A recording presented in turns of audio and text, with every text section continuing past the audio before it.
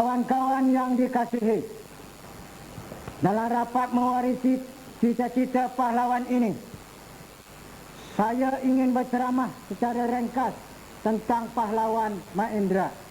Seorang kader Pahlawan Mat Indra pemimpin regimen ke-10 adalah seorang lagi pahlawan kemerdekaan tanah air kita yang sangat terkenal.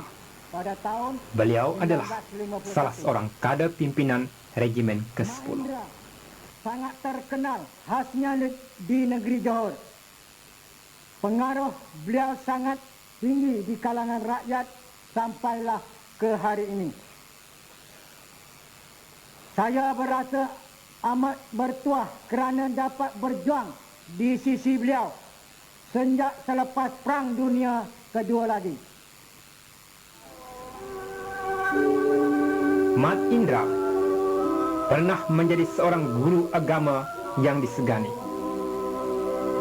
Selepas Perang Dunia Kedua, beliau menjadi buruh di Pelabuhan Muar dan memimpin perjuangan kaum buruh di sana.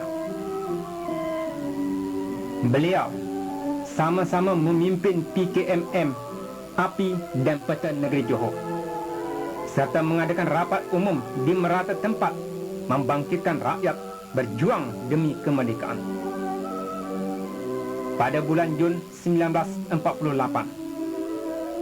penjajah British mengisytiharkan darurat, melakukan penangkapan besar-besaran dan melancarkan perang kolonialnya ke atas rakyat.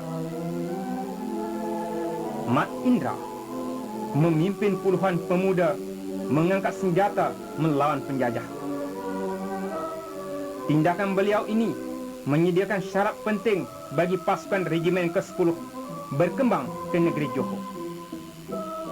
Mat Indra dilantik menjadi salah seorang pemimpin regimen ke-10.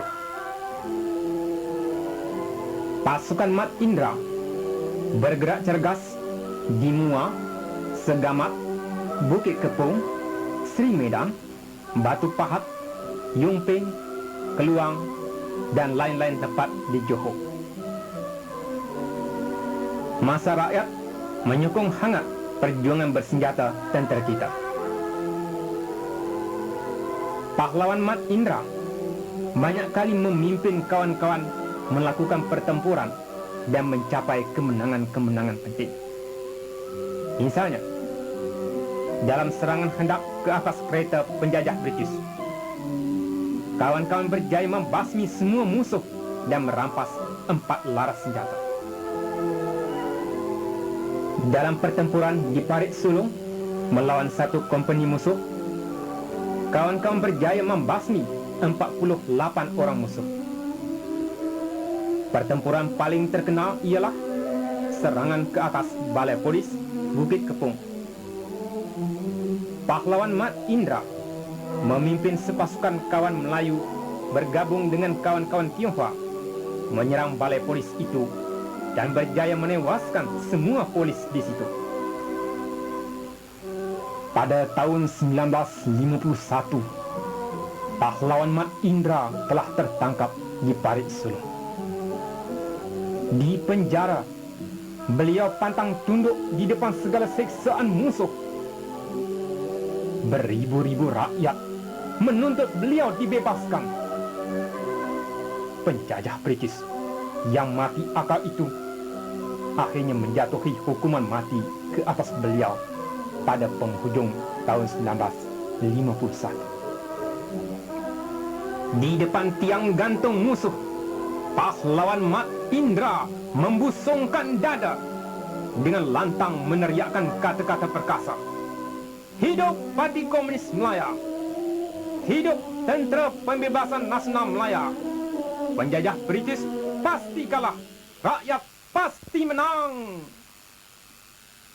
Di tengah-tengah gema pekikan itulah pahlawan Mat Indra gugur dengan mulianya demi tanah air. Kawan-kawan, jalan perjuangan kita berliku-liku. Ia dimerahi dengan darah para pahlawan.